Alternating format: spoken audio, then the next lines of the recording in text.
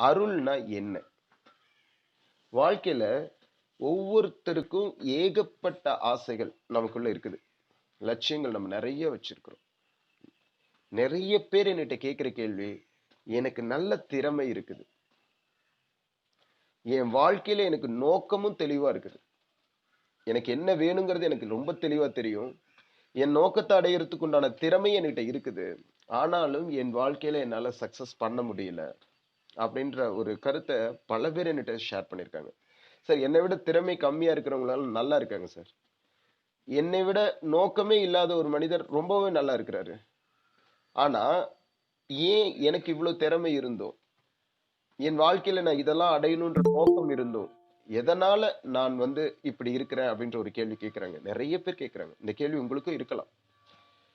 ஒரே காரணம், அருள். உங்க வாழ்க்கையில உங்களுக்கு நோக்கம் இருக்கலாம். நீங்க என்ன வேணுங்கிறதுல நோக்கத்துல ரொம்ப தெளிவா இருக்கலாம். நோக்கத்துக்கு உண்டான திறமை உங்கள்ட்ட அபரிவிதமா கொட்டி கிடக்கலாம். ஆனா பிரபஞ்சத்தினுடைய அருள் இல்லாம அந்த நோக்கங்கள் உங்க வாழ்க்கையில நிச்சயமா மாறாது. அப்ப பிரபஞ்ச சக்தி நமக்கு தேவைப்படுது, அருள் சக்தி நமக்கு தேவைப்படுது. அருள் இருந்தா உங்க லட்சியங்கள் ரொம்ப எளிமையா நடக்கும். இதை நம்ம எப்படி புரிஞ்சுக்கணும்? ஏற்கனவே சொன்ன உதாரணம் தான். இங்க பல்பு அப்படிங்கிறது உங்களுடைய நோக்கங்க. அந்த ஒயர் கனெக்ஷன் அப்படிங்கிறது பாத்தீங்கன்னா திறமை. உங்களுக்கு நோக்கத்துக்கு உண்டான திறமை இருக்கு. பல்பும் நல்லா இருக்குது, ஒயரிங்கும் நல்லா இருக்கு, சுவிட்சும் நல்லா இருக்கு, எல்லாமே நல்லா இருக்கு. ஆனா இப்ப அந்த பல்பு பிரகாசிக்கணும்னா என்ன வேணுங்க? எலக்ட்ரிசிட்டி வேணும். உங்க ஃபேனு நல்லா இருக்கு, ஒயரு நல்லா இருக்கு, சுவிட்சு நல்லா இருக்கு. ஆனா அந்த ஃபேன் ஓடணும்னா உங்களுக்கு என்ன வேணும்? எலக்ட்ரிசிட்டி வேணும். அப்போ இந்த எலக்ட்ரிசிட்டிக்கு பேர் தாங்க அருள். அப்ப அருள் இல்லாம நம்ம வாழ்க்கையில நாம் அடையணும்னு நினைக்கிற எந்த லட்சியங்களையும் நம்மளால அடைய முடியாது. சரி, ஓகே. இப்ப பிரபஞ்சத்தினுடைய அருள் எங்க இருக்குது? பூரா பிரபஞ்சமும் அருளால தான் நிறைஞ்சிருக்கு. அருள் இல்லாத இடம் அப்படின்னு ஒரு இடம் கிடையாது. பிரபஞ்சத்தினுடைய அருள் இல்லாத ஒரு இடம் இந்த பூமியில கிடையாது. அப்ப பூரா பிரபஞ்சமும் அருளால தான் நிறைஞ்சிருக்கு. அப்போ அருள் எல்லா இடத்துலயும் நிறைஞ்சிருக்கு அப்படின்னா ஏன் அது என்னுடைய வாழ்க்கையில அது ஆனந்தமா மாறல, ஆரோக்கியமா மாறல? என்னுடைய உறவுகளுக்குள்ள ஏன் இவ்வளவு சிக்கல்கள் இருக்குது? என்னுடைய பொருளாதாரம் ஏன் இவ்வளவு வீக்கா இருக்குது? அப்ப அருள் தான் அத்தனையா மாறுது அப்படின்னா ஏன் என்னுடைய வாழ்க்கையில அருள் நிறையல? இந்த கேள்விகளுக்கான பதில் தான் இன்னைக்கு நம்ம பார்க்க போறோம். இத பார்க்கறதுக்கு முன்னாடி மனித உடம்ப பத்தி கொஞ்சம் புரிஞ்சுக்கலாம். ஏன்னா தெரிந்த ஒண்ணுல இருந்து தெரியாத ஒண்ணு நம்ம எளிமையா புரிஞ்சுக்க முடியும். இப்ப மனித உடல் அப்படிங்கிறது என்னங்க? பல விதமான உறுப்புகள் ஒன்னா சேர்ந்து இயங்குற ஒரு ஒரு தன்மையில இருக்குது. இப்ப கண்ணு என்ன பண்ணுது? கண்ணு பார்க்கிற வேலையை செய்யுது. காது என்ன பண்ணுது? காது கேட்கிற வேலையை செய்யுது. மூக்கு என்ன செய்யுது? மூக்கு சுவாசிக்கிற நுகர்ற வேலையை செய்யுது, வாசனை நுகர்ற வேலையை செய்யுது. நாக்கு என்ன வேலை செய்யுது? சுவை உணர்றதை செய்யுது. தோல் என்ன பண்ணுது? தொடு உணர்வான வேலையை செய்யுது. கைகள், கால்கள், இதயம், கிட்னி உள்ள எல்லா உறுப்புகளும் தான் செய்யக்கூடிய வேலைகள் வெவ்வேறு. கண்ணு செய்ய வேண்டிய வேலையை காது செய்ய முடியாது, காது செய்ய வேண்டிய வேலையை உடம்பு செய்ய முடியாது, இதயம் செய்ய முடியாது, நுரையீரல் செய்ய முடியாது. அப்ப நம்ம என்ன புரிஞ்சுக்கணும் அப்படின்னா, இந்த கண்ணு தன்னோட வேலையை சரியா செஞ்ச, காது தன்னோட வேலையை சரியா செஞ்சு, மூக்கு தன்னுடைய வேலையை சரியா செஞ்சு, நாக்கு தன்னுடைய வேலையை சரியா செஞ்சு, தோல் தன்னுடைய வேலையை சரியா செஞ்சு, இந்த உள்ளுறுப்புகளான இதயமும் நுரையீரலும் சிறுங்குடலும் பெருங்குடலும் இந்த உள்ளுறுப்புகள் எல்லாம் தன்னுடைய வேலையை சரியா செஞ்சா மட்டும்தானே இந்த உடம்புன்றது ஆரோக்கியமா இருக்கும். அப்ப இந்த உடம்பு ஆரோக்கியமா இருக்கணும் அப்படின்னா யாரு நல்லா இருக்கணும்? கண்ணும் நல்லா இருக்கணும், காது நல்லா இருக்கணும், மூக்கு நல்லா இருக்கணும், எல்லாமே நல்லா இருக்கணும். நல்லா இருந்தா மட்டும் போதுமா? அல்லது அது அதனுடைய வேலையை கடமையை சரியா செய்யணுமா? அப்படின்னா அந்தந்த உறுப்புகள் நல்லாவும் இருக்கணும், அதே டைம்ல தன்னோட கடமைகளை அது 100% செயல் செஞ்சா மட்டும்தான் இந்த பூரா உடம்பு இயங்கும். உதாரணத்துக்கு நம்ம நுரையீரல் எடுத்துப்போம். நுரையீரலோட வேலை என்னங்க? மூச்சு காத்த உள்ள இழுத்து ஆக்சிஜன் எல்லாத்தையும் ரத்தத்துக்கு கொடுத்து கார்பன் டை ஆக்சைடை மீண்டும் ரத்தத்தில் இருக்கிற கார்பன் டை ஆக்சைடை வெளியே எடுத்து மூக்கு வழியா வெளியே கொடுக்கறது தானே நுரையீரலோட வேலை. அப்போ நுரையீரல் தன்னுடைய வேலையை செய்யுது. என்னது? சுருங்கி விரிஞ்சு காத்த உள்ள இழுத்து நல்ல நல்ல காத்த வந்து ரத்தத்துக்கும் கெட்ட காத்த வெளியவும் கொடுக்குது. இந்த வேலையை யார் செய்யறா அப்படின்னா நுரையீரல் செய்யுது. இப்போ நுரையீரல் தன்னோட வேலையை ஒழுங்கா செஞ்சா அது நுரையீரலுக்கு மட்டும் நல்லது பண்ணுதா, அல்லது உச்சந்தலையிலிருந்து உள்ளங்கால் வரைக்கும் எல்லா செல்லுக்கும் காத்தோட சக்தி கிடைக்குதுங்களா? நுரையீரல் இப்ப வேலை செய்யறது நுரையீரலுக்காக மட்டுமா, அல்லது உச்சந்தலையிலிருந்து உள்ளங்கால் வரைக்குமா? இப்ப கிட்னியோட வேலை என்ன? உச்சந்தலையிலிருந்து உள்ளங்கால் வரைக்கும் எல்லா செல்லுக்கும் நீரோட சக்தியை கொடுக்கிறது. தேவையில்லாத கழிவுகளை, ஒவ்வொரு செல்கள்ல இருக்கிற கழிவுகளையும் தூக்கி யூரினா வெளியே தள்ளுறது. கிட்னி இப்ப அது தன்னுடைய வேலையை செஞ்சா கிட்னி மட்டும் நல்லா இருக்குமா, அல்லது உச்சந்தலையில இருந்து உள்ளங்கால் வரைக்கும் இருக்கிற எல்லா உறுப்பும் நல்லா இருக்குமா? வயிறு நான் ஜீரணம் பண்ற வேலையை அது செஞ்சிட்டு இருக்குது. தன்னோட வேலையை ஜீரணம் பண்ணி அது சேர்க்க வேண்டிய வேலையை சரியா செய்ய வேண்டிய வேலையை செஞ்சதுன்னா வயிறு மட்டும் நல்லா இருக்குமா, உச்சந்தலையில இருந்து உள்ளங்கால் வரைக்கும் எல்லா செல்களுக்கும் குளுக்கோஸ் கிடைக்குமா? அப்ப நம்ம என்ன புரிஞ்சுக்கணும்? இப்ப வயிறு ஜீரணம் பண்ற வேலையை செய்து, ஆனா அந்த ஜீரணம் பண்றதுனால கிடைச்ச எனர்ஜி உச்சந்தலையில இருந்து உள்ளங்கால் வரைக்கும் எல்லா செல்லுக்கும் நல்லது பண்ணுது. கிட்னி தன்னோட வேலையை செய்து அது அதுவும் உயிரோட இருக்குது. அது செய்யற வேலையினால உச்சந்தலையில இருந்து உள்ளங்கால் வரைக்கும் எல்லா செல்களுக்கும் நீரோட சக்தி கிடைக்குது. நுரையீரல் தன் செய்யற வேலையை சிறப்பா செய்து அந்த வேலையை சிறப்பா செஞ்சா உச்சந்தலையில இருந்து உள்ளங்கால் வரைக்கும் எல்லா செல்களுக்கும் காத்தோட சக்தி கிடைக்குது. இதயம் தனி உறுப்பா அப்படின்னு கேட்டா அப்படி கிடையாது. உச்சந்தலையிலிருந்து உள்ளங்கால் வரைக்கும் எந்த செல்களுக்கு நமக்கு வந்து சக்தி தேவையோ அந்த சக்திகள் அத்தனையும் எது வழியா போகும்? ரத்தம் வழியா தான் போய் ஆகணும். அப்ப உச்சந்தலையிலிருந்து உள்ளங்கால் வரைக்கும் எந்த இடத்துல பாதிப்பு ஏற்பட்டாலும் இதயம் வேக வேகமா துடிக்கிறது. அந்த இடத்துக்கு கொண்டு போய் மருந்து பொருட்களையும் காத்தையும் உணவுப் பொருளையும் கொண்டு போய் சேர்க்கறது யாரோட வேலை? ரத்தத்துல கொண்டு போறதுக்கு இதயம் துடிச்சாகணும். அப்ப இதயம் தன்னுடைய கடமையை சரியா செஞ்சது அப்படின்னா அது இதயம் மட்டும் நல்லா இருக்குமா, உச்சந்தலையில இருந்து உள்ளங்கால் வரைக்கும் இருக்கிற எல்லா செல்களும் நல்லா இருக்குமா? அப்போ நம்ம தெளிவா புரிஞ்சுக்கணும். கல்லீரல் இந்த கல்லீரல் தன்னோட வேலையை தான் சிறப்பா செய்யறதுனால உச்சந்தலையிலிருந்து உள்ளங்கால் வரைக்கும் எல்லா செல்களும் புத்துணர்ச்சியோட இருக்கும். கழிவுகள் முறையா வெளியேற்றப்படும். இப்ப நம்ம என்ன புரிஞ்சுக்கணும்? இந்த முழு உடம்பு இயங்கணும்னா கண்ணோட வேலையை செய்யணும், சிறப்பா செய்யணும். உள்ளுறுப்புகள் தன்னோட வேலையை சிறப்பா செய்யணும். ஒவ்வொரு உறுப்பும் தன்னுடைய கடமைய தான் 100% சிறப்பா செஞ்சா இங்க உச்சந்தலையிலிருந்து உள்ளங்கால் வரைக்கும் இருக்கிற எல்லா செல்களும் புத்துணர்ச்சியா இருக்கும். எப்ப அந்த எல்லா செல்களும் புத்துணர்ச்சியா இருக்குதோ இந்த முழு உடம்பு ஆரோக்கியமா இருக்கும். இப்போ நுரையீரல்ல இருக்கிற காத்து, நுரையீரல் சுவாசிக்கிற காத்து கிட்னிக்கு போகுதுங்களா, கல்லீரலுக்கு போகுதுங்களா, வயிறுக்கு போகுதுங்களா, கண்ணுக்கு போகுதுங்களா, காதுக்கு போகுதுங்களா? எப்போ இது வேலை செய்யும் போது இதுவும் நல்லா இருக்குது, அதுக்கு அதோட எனர்ஜினால சுத்தி இருக்கிற முழு உடம்பும் நல்லா இருக்குது. இது புரிஞ்சது அப்படின்னா இப்ப நான் சொல்றது உங்களுக்கு புரியும். ஒருவேளை நம்மளோட கிட்னி அது ஒழுங்கா வேலை செய்யல, கிட்னி தன்னுடைய கடமையை சரியா செய்யலைங்க. இப்போ அந்த கிட்னியை நம்ம வயிற்றுக்குள்ள வச்சிருப்போமா, நம்ம உடம்புக்குள்ள வச்சிருப்போமா? அந்த வேலை செய்யாத கிட்னியை சரி பண்ணி பார்ப்போம், ரொம்பவும் சரியாகல. என்ன பண்ணாலும் அதோட கடமையை அதால செய்ய முடியல. இப்ப நம்ம அது உடம்புக்கு, நம்ம கிட்னி தானே, நம்ம உடம்புக்குள்ள வச்சிருப்போமா அல்லது வெட்டி தூக்கி போட்டுருவோமா? ஏன் வெட்டி தூக்கி போடுறோம்? ஏன்னா அந்த கிட்னி தன்னோட கடமையை தான் சரியா செய்யல. அது கடமையை கிட்னி தன்னோட வேலையை செய்யலைன்னா என்ன? உச்சந்தலையில இருந்து உள்ளங்கால் வரைக்கும் எல்லா செல்கள்லையும் கழிவுகள் மிகுந்து போயிடும். கிட்னி தன்னோட வேலையை நிப்பாட்டுச்சுன்னா முழு உடம்பும் பாதிக்கப்படும். அப்ப முழு உடம்பும் பாதிக்கப்பட்டா அந்த கிட்னி அந்த இடத்துல இருக்கக்கூடாது. அதனால அந்த கிட்னி அந்த இடத்துல இருந்து ரிமூவ் பண்ணிடுறோம். இது உங்களுக்கு புரியுதுங்களா? எப்போ ஒரு உறுப்பு தன்னோட வேலையை சிறப்பா செய்தோ அதற்கு தேவையான எனர்ஜி யார் கொடுக்க போறா? மற்ற உறுப்புகள் எல்லாம் கொடுக்குது. இப்போ ஒரு செல் உயிரோட இருங்கிறதுக்கு என்னங்க தேவை? 5 பொருள் தேவைங்க.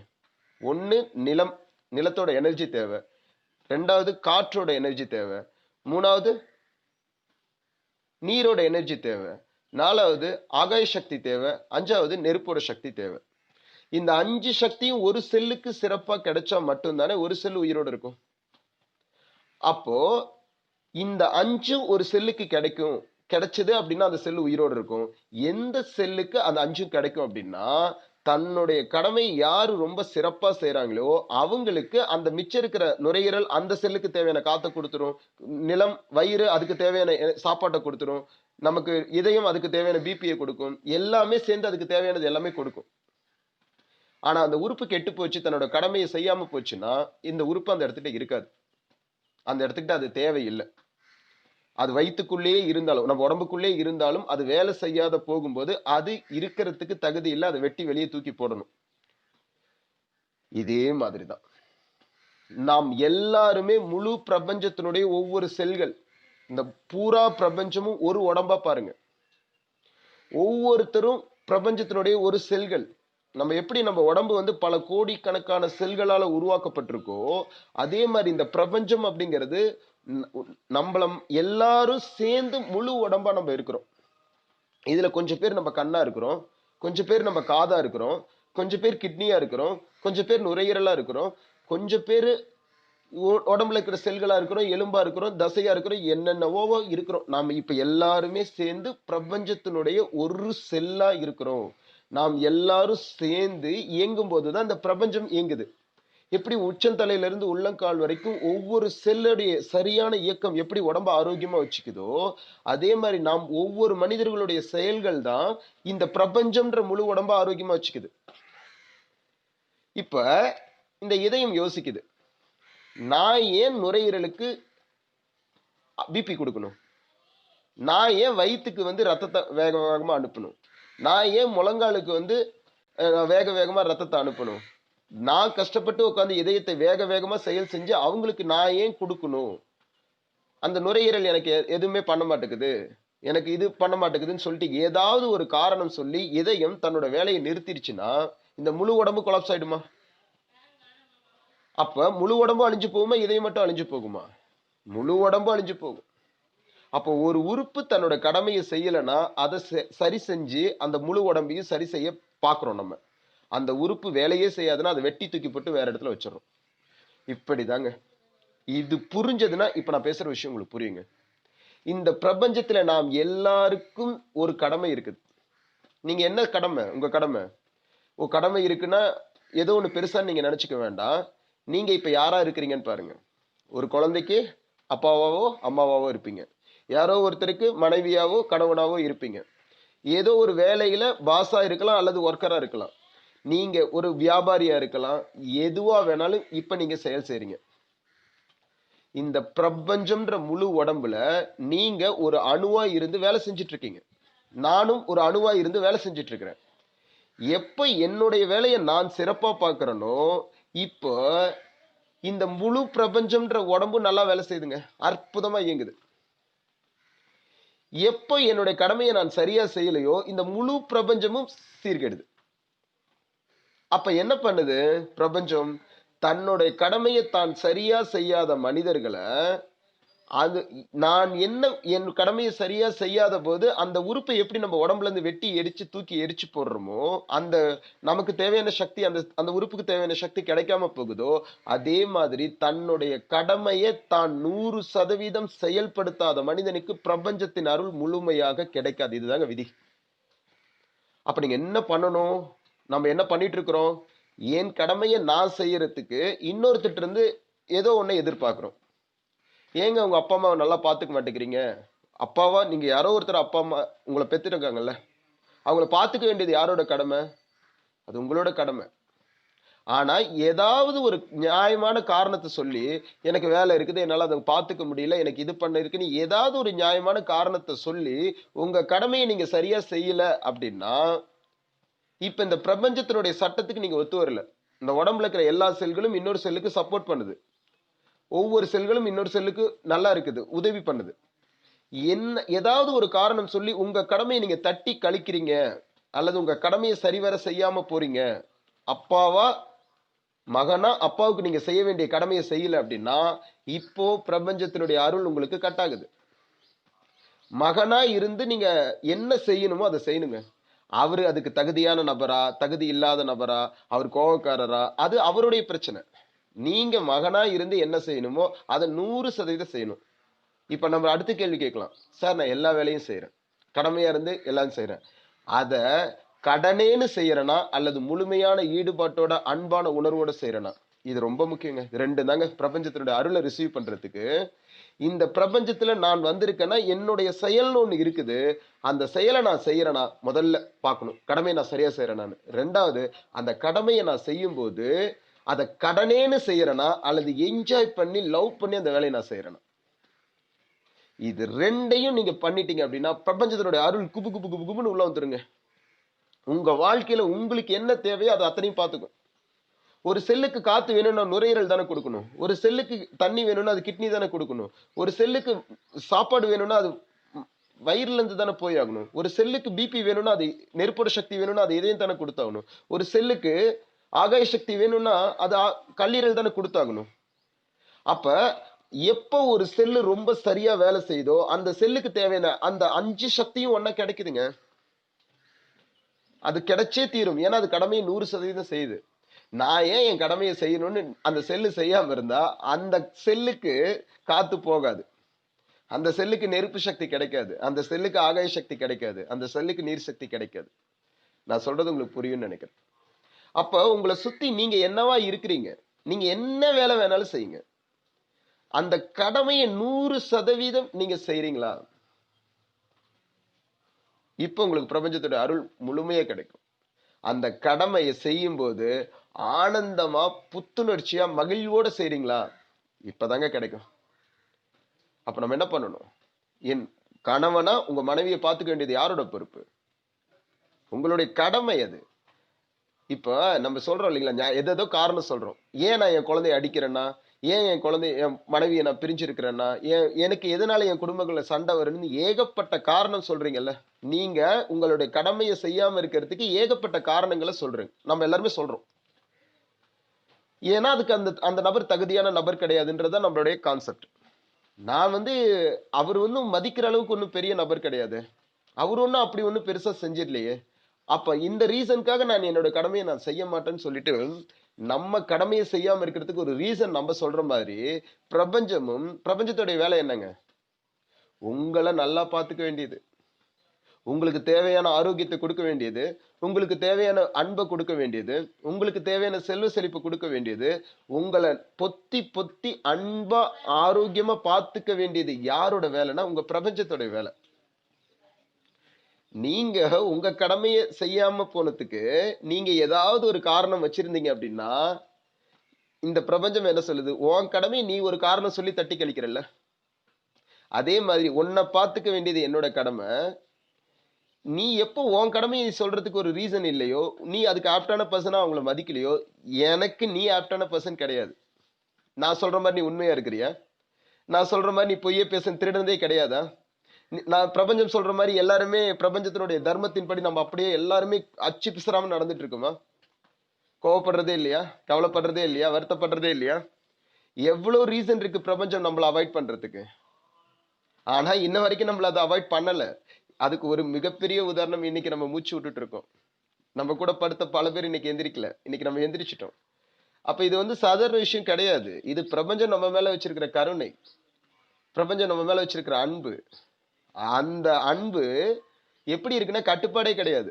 நீ இப்படிதான் இருக்கணும்லாம் அது உலகத்திலே யாரை நீங்க கொடும் பாவின்னு நினைக்கிறீங்களோ அவங்க இன்னைக்கு உயிரோட இருக்கிறாங்க. பிரபஞ்சம் அவங்களையும் அன்பு செய்யுது. அவங்களை ஏதோ ஒரு காரணம் சொல்லி அவங்கள சாகடிக்கல. எந்த அளவுக்கு அது எப்ப அது உச்சத்தை சொல்லி சாகடிக்கும் தெரியுங்களா? ஒரு உறுப்பு உங்க உடம்புல கெட்டு போச்சுன்னா எடுத்தோடனே வெட்டி தூக்கி போட்டுருவீங்களா?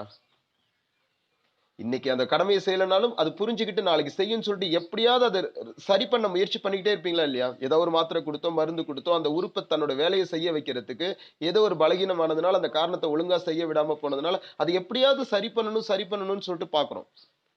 நம்ம உச்சம் தொட்டுட்டோங்க. இதுக்கு மேல அந்த உறுப்பு வேலை செய்யாதுங்கும் போது தாங்க அந்த உறுப்பை நம்ம வெட்டி தூக்கி போடுவோம். பிரபஞ்சமும் நம்மள அப்படிதாங்க பாத்துக்குது. இன்னைக்கு ஏதோ கண்ணா தப்பு பண்ணிட்டியா, பரவாயில்லம்மா, நீ நாளைக்கு திருந்திடுவ, உனக்கு ஒரு புரிதல் வந்துடும், இந்த புரிதல் வந்தா நீ மாறிடுவேன்னு சொல்லிட்டு இன்னைய வரைக்கும் நம்ம மேல அதை மாத்த முடியும் மாத்த முடியும் மாத்த முடியும்ன்ற நம்பிக்கையில தான் நமக்கு ஏகப்பட்ட தூதுவர்களை நமக்கு அனுப்பிச்சு நமக்கு கைடன்ஸ் கொடுத்துக்கிட்டே இருக்குது. அந்த கைடன்ஸை கேட்டு நீதான் மாறணும். ஏன்னா பிரபஞ்சம் யாரையும் மாத்தாது. இந்த 5 அஞ்சறிவு உள்ள ஜீவன்களை கொஞ்சம் பாருங்களேன். அது எல்லாமே இயற்கையோட இணைஞ்சு இருக்குது. அது நினைச்சாலும் இப்ப எல்லாத்துக்கும் ஒரு வரைமுறை இருக்கு பாருங்களேன். அது இந்த மாசத்துல தான் பூ பூக்கும், இந்த மாசத்துல தான் காய் காய்க்கும், இந்த மாசத்துல தான் அதோட இனப்பெருக்கம் நடக்கும். எல்லாத்துக்கும் வரையறை இருக்குது. அந்த வரையறையை தாண்டி, அந்த சார்ட்டை தாண்டி, அந்த காலகட்டத்தை தாண்டி அதால நினைச்சா கூட மீறி செயல் செய்ய முடியாது. இது எல்லாமே பிரபஞ்சத்தோட இணைஞ்சு அந்த சட்டத்திட்டத்தோட ஒத்து போய் இருக்குங்க. அது இதுவரைக்கும் இயற்கையோட சட்டத்தை மீறி நடந்தது கிடையாது. அப்படி ஒருவேளை அது நடந்துக்குதுன்னா அதுவும் கண்டிப்பா நம்மளுடைய முயற்சினாலதான் அது நடந்திருக்கும். நம்மளுடைய செயல்னாலதான் அது மாறி இருக்கும். ஆனா மனிதன் எப்படி இருக்கிறான் அப்படின்னா சுதந்திரம். அவன் நினைச்சா கடவுள் மாதிரி வாழ முடியும், அவன் நினைச்சா மிருகத்து மாதிரி வாழ முடியும், அவன் நினைச்சா சுத்தி இருக்கிற மோசமான எந்த செயலையும் செய்ய முடியும், புனிதமான எந்த செயலையும் செய்ய முடியும். பிரபஞ்சம் என்ன பண்ணுது? வாய்ப்பு கொடுக்குது. எப்படி வாய்ப்பு கொடுக்குது? கண்ணா, நீ எப்படி வேணாலும் வாழ்றதுக்கான சுதந்திரத்தை நான் உனக்கு கொடுத்துருக்கிறேன். ஆனா நீ இப்படி வாழ்ந்தா நீ ஆனந்தமா இருப்ப. உன்னோட கடமையை நீ சரியா செய்யும் போது மட்டும்தான் அந்த பிரபஞ்சம்ன்ற முழு உடம்பும் நல்லா இருக்கும். ஏன்னா நீங்கிறது இங்க தனி கிடையாது. நீங்க இந்த பிரபஞ்சத்தினுடைய இதயமா இருக்கிற, அல்லது நீ இந்த பிரபஞ்சத்துடைய நுரையீரலா இருக்கிற, நீ இந்த பிரபஞ்சத்தினுடைய கிட்னியா இருக்கிறன்னு பிரபஞ்சம் நமக்கு புரிய வைக்குதுங்க. புரிய வச்சு நம்மளோட கடமையை நம்ம மீண்டும் சரியா செஞ்சிட மாட்டோமா?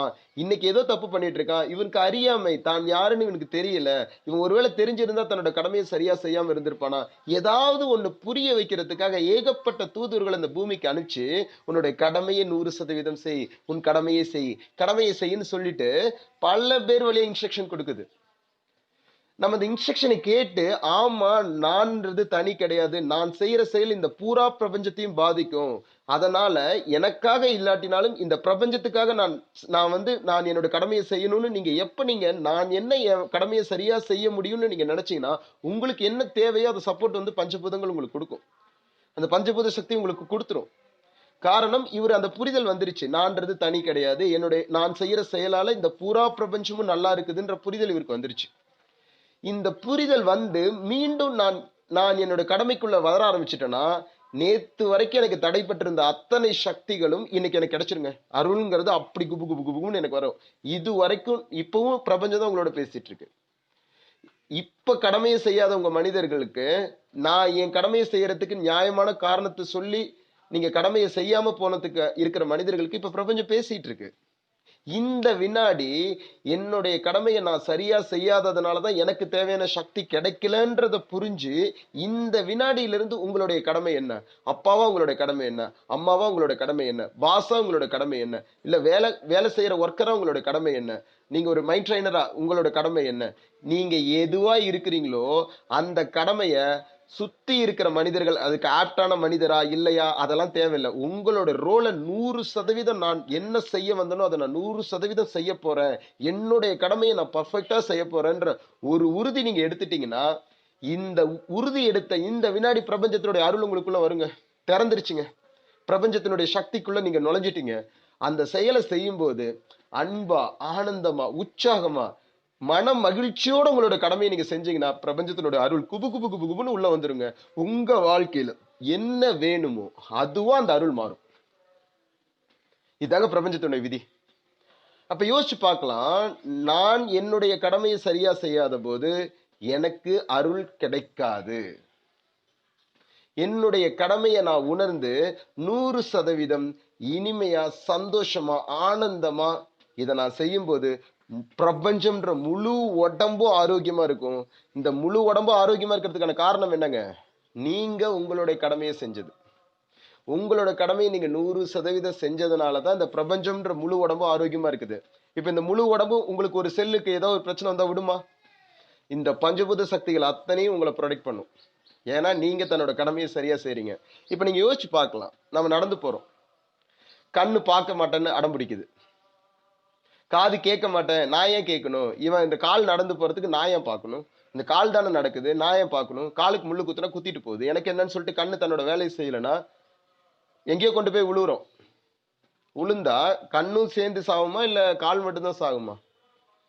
முழு உடம்பு சேர்ந்து சாகுமா இல்ல கால் மட்டும்? அப்ப எந்த உறுப்பு தன்னோட வேலையை செய்யனாலும் முழு உடம்பு செத்து போயிடுங்க. அதனால நீங்க என்ன பண்ணுங்க, உங்களோட கடமையை நீங்க 100% செய்ய ஆரம்பிச்சிருங்க. இன்னொரு முக்கியமான விஷயம், எல்லா உறுப்பும் தன்னோட கடமையை 100% செஞ்சாதான் இந்த பிரபஞ்சம்ன்ற முழு உடம்பும் ஆரோக்கியமா இருக்கும். நீங்க உங்களுடைய கடமையை 100% செய்ய ஆரம்பிச்சீங்க அப்படின்னா அவங்க அவங்க அவங்க உங்களுடைய கடமையை உணர்ந்து செய்ய ஆரம்பிச்சிருவாங்க. இது செய்ய ஆரம்பிச்சதுன்னா இந்த பிரபஞ்சத்துல எல்லாமே பெர்ஃபெக்ட்டா நடக்கும். எல்லாமே பெர்ஃபெக்ட்டா நடக்குது அப்படின்னா எல்லாருக்கும் தேவையானது எல்லாருக்கும் கிடைச்சே தீரும். எல்லா மனிதனும் நிறைவா இருப்பாங்க. எல்லா செல்களுக்கும் தேவையான எல்லாம் கிடைச்சிடும். எல்லா செல்கள்னு நான் சொல்றது மனிதர்கள். ஒவ்வொரு மனிதனுக்கும் ஆரோக்கியம் தேவை, அன்பு தேவை, செல்வ செழிப்பு தேவை, உறவுகள் தேவை, ஆன்மீகம் தேவை, ஆன்மீக சக்தி தேவை. இந்த அஞ்சும் எல்லா மனிதர்களுக்கும் கிடைக்கணும்னா ஒவ்வொரு மனிதனும் தன்னுடைய கடமையை தான் உணர்ந்து அதை 100% ஈடுபாட்டோட செய்யும் போது பிரபஞ்சத்தினுடைய அருள் முழுமையா கிடைச்சு அவங்க வாழ்க்கையில அவங்களுக்கு என்னவா வேணுமோ அதுவா அந்த அருள் மாறும். இதாங்க பிரபஞ்சத்து விதி. அப்போ அருள் கிடைக்கணும்னா என்ன பண்ணுங்க? கடமையை செய்யணும். கடமை எப்படி செய்யணும்? வேண்டா வெறுப்போட இல்ல, முழுமையான ஆனந்தத்தோட இது என்னுடைய கடமை, நான் அதனால அதை செய்ய போறேன்ற அந்த உணர்வுல இருந்து உங்களுடைய கடமையை செய்யுங்க. பிரபஞ்சத்தினுடைய அருள் அபரிவிதமா கிடைக்கும்.